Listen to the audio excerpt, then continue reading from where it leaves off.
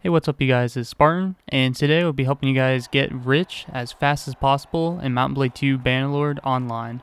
Now this is a huge mod that basically allows 1,000 people to be in a single campaign server. So it's just absolutely insane. It allows you and your friends to work together to fight hordes of looters and basically just work your way up to eventually where they're going to add the ability to basically choose your own factions and fight other people and take kingdoms and stuff like that and take castles. So it's just going to be insane. But for now, it's pretty bare bones. But so basically I'll be showing you guys the fastest way to get as much money as fast as possible if you guys are jumping into this late and you don't want to fall behind. Alright, so you're going to start off choosing which culture you would want to play as. And at the moment, none of the aspects or none of the benefits of each culture matters at all or even does anything at all. I've tried this for Britannia and I've tried this for Kuzites. Your speed does not change whatsoever. And maybe the experience gain changes, but I highly doubt it for, I think it's Vlandia. So it doesn't matter what culture you pick. Just kind of keep in mind they might use that culture you choose to force you into the faction of that culture. So keep that in mind later on when they add factions. So cultures do not matter, don't worry about that part. Alright, so you start off this game basically as a naked peasant with no weapon and no money. And your best friend Roderick is basically the one that brought you into this new lands to basically hire an army of mercenaries and gain wealth through this kind of like corrupted and crumbling empire, the Roman Empire. So your first goal is to get 500 gold, and then after you get 500 gold, he'll give you 1,500 gold for that. So that's a free 2,000 right there. So you basically just don't even go into farming. I know you've heard like farming's overpowered. It takes forever. I do not recommend it. Just go into 5 arena matches, get used to the combat and stuff like that, and just 5 wins, and then you get like 600 gold. And that allows you to get another 1,500 gold. So just 5 arena matches right off the bat. That's step number 1. Alright, so step number 2 is going to be collect that 1,500 gold from Roderick. And instead of buying gear and equipment and weapons, which is going to be way too expensive, you're going to have to get the worst of everything, it's just not worth it. You're going to recruit 4 peasants instead. And you're going to use those 4 peasants for step 3, which is basically to fight groups of looters that are less than or equal to 5. So less than or equal to like the number of people you have so that you win every time. And you will basically keep doing that until you find a weapon of your own. And you might even get some tier 2 equipment or even a tier 3 equipment, but you're going to fight until you have a weapon. And during the fights, what I did personally is I run up to the group of peasants or looters or whatever, and then I kind of lead them to the left, and I had my guys pick off the trailing looters one by one so that I would win every fight without actually having to fight.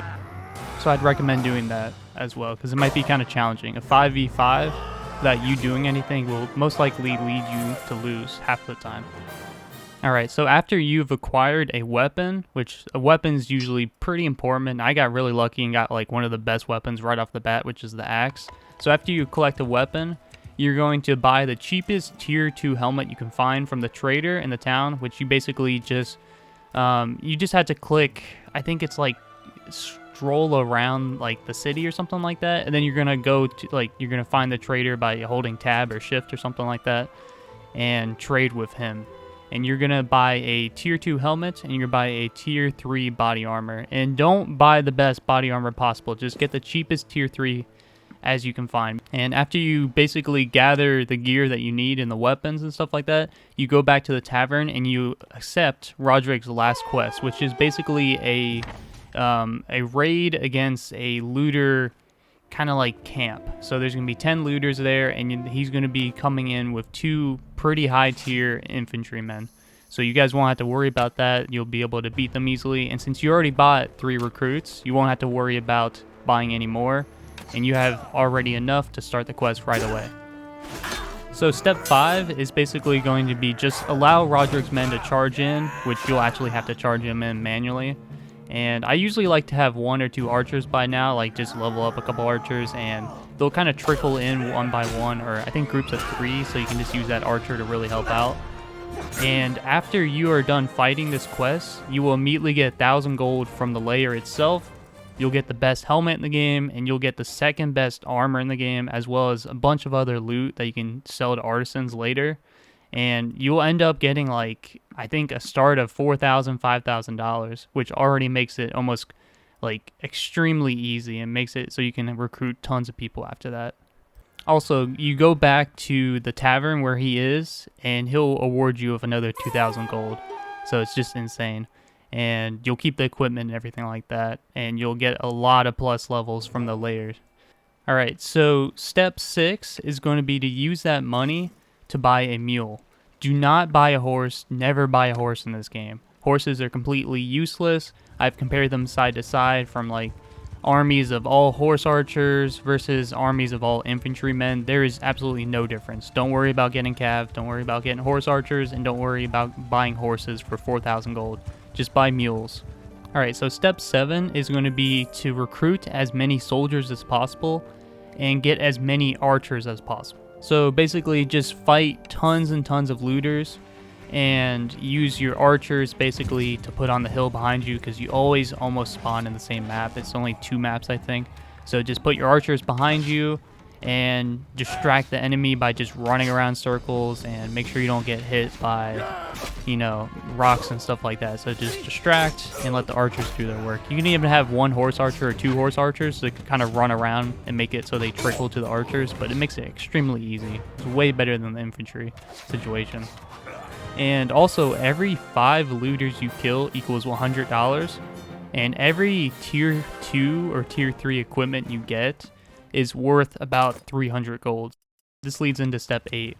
So after you've gotten a lot of loot and you've basically just fought as much as you can, and you've stacked your inventory with loot and tier 2 and tier 1 and tier 3 equipment, you're going to go to an artisan in a city, which is, like I said before, it's next to the trader. And you're going to accept his quest. Now go to Zionica, I think it is, like the starting city, because he has unlimited quests you can do.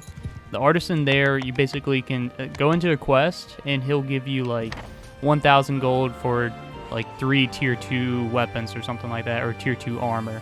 And you're going to keep re-rolling until you already have that stuff in your inventory. So if you don't have it, just cancel it and start the quest, like start a new quest. And you'll keep doing that until you sell every single tier 2 item you have, and you'll end up getting like 5,000, 10,000, whatever amount of gold from it, which is absolutely way faster than the trading system in this game, and just makes you so much money and upgrades all your troops at the same time, upgrades you, and gives you so much XP, and it's just way faster than farming or whatever else like people are recommending.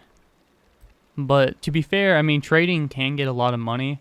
So like after you've done the artisan quest and you gotten tons of money from them, you can honestly just go into the trader and start a cargo quest and just do the, like, maybe even like screenshot the map and like have it next to you so you know like how close cities are and stuff. And then pick a cargo quest that is really close by and gives, like, you know, the best return for how much money you invest into it, and is really close, so that you can just level up enough to get a second mule. So definitely it takes a lot longer of a time, but it is, I'd say, the safest thing to do. Is like, safest thing to do if you actually watch your guy, which I usually don't. And that can end up getting a lot of gold, and you can just keep getting more and more gold. You can get 3 mules. You can start doing like multiple trips at a time and stuff like that, and start getting a lot of money.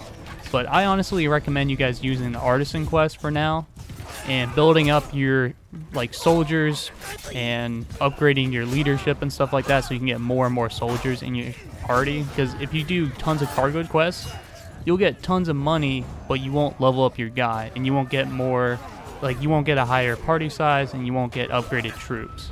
So honestly, just grind out those looters over and over, get tons of archers, get tons of horse archers, and prepare to fight for the Empire or whatever faction you're in. And because it is going to be absolute hell, like, in a week or so, when this mod finally updates and allows you to join factions and take over cities. It's just going to be insane. And I highly recommend you guys just go through these steps real quick, get as much money as possible, get the best troops possible, and get ready for this absolutely insane coming up week.